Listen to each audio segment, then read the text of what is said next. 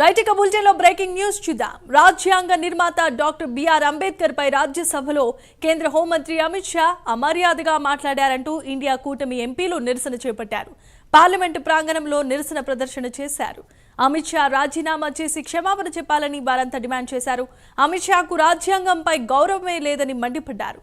అమిత్ షా చేసిన తప్పును కప్పిపుచ్చుకొని దేశ ప్రజలను తప్పు దోవ పట్టిస్తున్నారని కాంగ్రెస్ ఎంపీలు విమర్శించారు.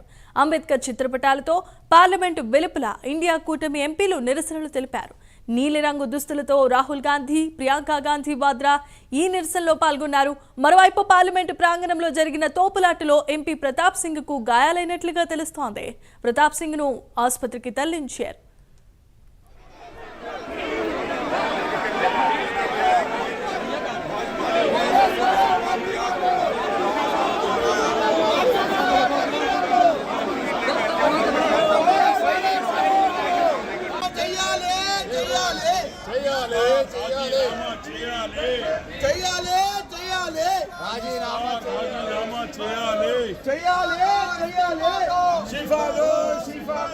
जय भीम जय जय भीम जय भीम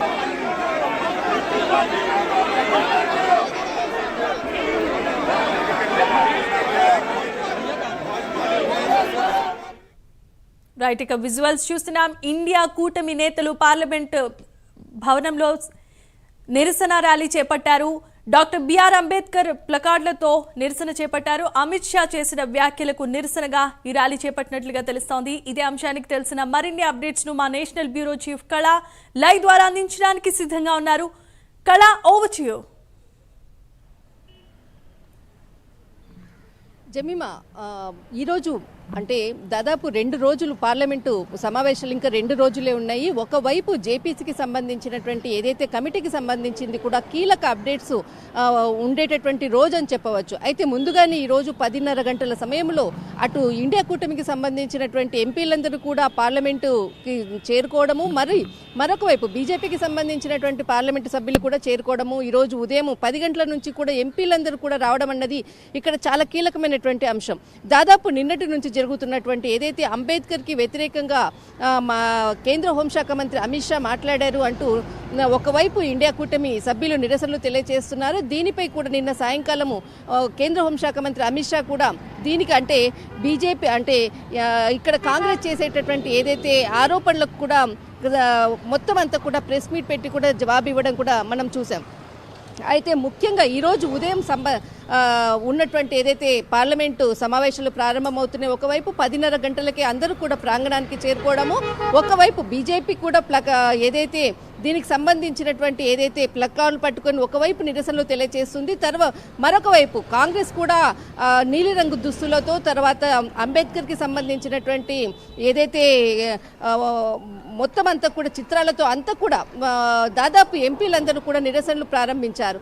అయితే ఒకవైపు అంటే అటువైపు బీజేపీ, ఇటువైపు తర్వాత ఇండియా కూటమికి సంబంధించినటువంటి అంతా కూడా మొత్తం పార్లమెంట్ అంతా ఆవరణ అంతా కూడా వెలుపలంతా కూడా నిరసనలు వెలువెత్తుతున్నాయి. ఈ సందర్భంలో లోపలికి వెళ్ళాలన్నటువంటి ఏదైతే లోపలికి అంటే రాహుల్ గాంధీ తర్వాత మిగతా అందరూ కూడా మల్లికార్జున్ ఖార్గే తర్వాత కాంగ్రెస్ ఎంపీలందరూ కూడా లోపలికి వెళ్ళాలనే ప్రయత్నం చేసే సందర్భంలో అక్కడే ఉన్నటువంటి బీజేపీ ఎంపీలు వాళ్ళని అడ్డుకోవడంతో ఈ సంఘటన అన్నటువంటి విషయాన్ని రాహుల్ గాంధీ చెప్పడం జరిగింది. అయితే ముఖ్యంగా ఉదయం జరుగుతున్నటువంటి ఏదైతే నిరసనలు ఉందో ఆ నిరసనలో దాదాపు అంటే లోపలికి వెళ్ళడానికి కూడా ఒక రూట్ ఉంటుంది, ఎంపీలు వెళ్ళడానికి ప్రవేశ మార్గం అనేది ఉంటుంది. ఆ మార్గం గుండా వెళ్లే ప్రయత్నము అటు ఇండియా కూటమి వాళ్ళు చేయడము, తర్వాత ఇటు బీజేపీ వాళ్ళు కూడా అక్కడే ఉండడంతో కొంత అంటే ఎవరైతే ఆ యొక్క లోపలికి వెళ్ళేటటువంటి ద్వారంలో అక్కడ బీజేపీ వాళ్ళు నన్ను అడ్డుకున్నారు, దానితో నా పక్కన ఉన్నటువంటి వాళ్ళ మీద పడిపోవడం జరిగింది అన్నటువంటిది రాహుల్ గాంధీ కూడా తను స్వతహాగా చెప్పడం జరిగింది. అయితే ఈ సంఘటన ఆ తోపులాటలో అక్కడ ఉన్నటువంటి ఒరిస్సాకు సంబంధించినటువంటి సారంగి అంటే ఎంపీ అనమాట. ఆయనకు ఇప్పుడు మనకు అందుతున్న సమాచారం ప్రకారం వయసు దాదాపు 62 సంవత్సరాలు అనేసి అంటున్నారు. అయితే ముఖ్యంగా ఆ తోపులాటలో ఆ మెట్ల మీద ఉన్నటువంటి ఎంపీ సారంగి గారు కింద పడిపోవడము, వెంటనే హుటాహుటిన తలకు గాయం కావడంతో హుటాహుటిన అక్కడి నుంచి ఆసుపత్రికి తీసుకెళ్లేటటువంటి మొత్తం అంతా కూడా మెడికల్ టీం అంతా కూడా రావడము, తనను వెంటనే తీసుకుని వెళ్ళేటటువంటి సందర్భంలో అక్కడ ఉన్నటువంటి మీడియా పాయింట్, ఎందుకంటే లోపలికి వెళ్ళడానికి కూడా చాలా కొంతమందికి మాత్రమే మనకు మీడియా పాయింట్ ఉంటుంది.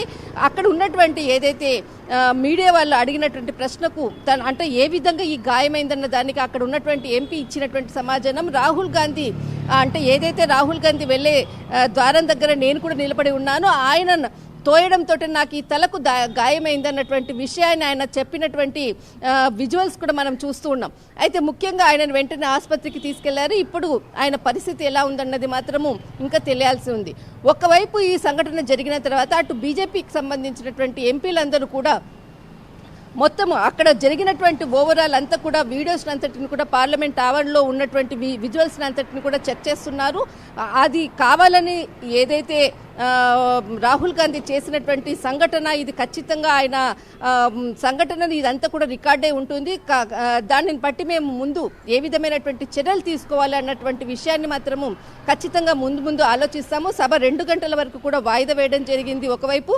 మరొక వైపు దీనికి క్షమాపణలు చెప్పాలి అంటూ కూడా మనకు కేంద్ర మంత్రి కిరణ్ రిజిజు కూడా చెప్పడం జరిగింది. కానీ అంతకన్నా ముందుగానే దీనికి సంబంధించినటువంటి టోటల్ విజువలేషన్స్ అంతా కూడా తీసిన తర్వాత అది కావాలన్నటువంటి చేసినటువంటి సంఘటన లేకపోతే ఆ సంఘటన యాదృచ్ఛికంగా జరిగిందా అన్నట్టు మాత్రం చూడాలి. దాన్ని బట్టి మేము ముందు చర్యలు తీసుకుంటామంటూ కూడా అటు బీజేపీ ఎంపీలు కూడా తెలియజేస్తున్నారు.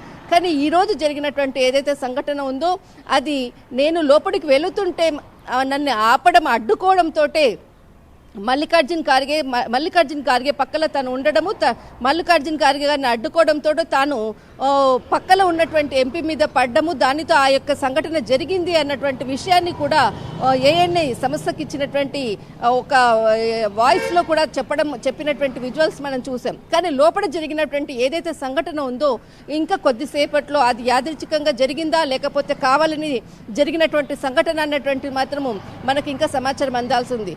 కానీ మధ్యాహ్నం 2 గంటల వరకు కూడా సభ వాయిదా వేయడం జరిగింది. Jemimah, right, thanks for the updates and details. కళా.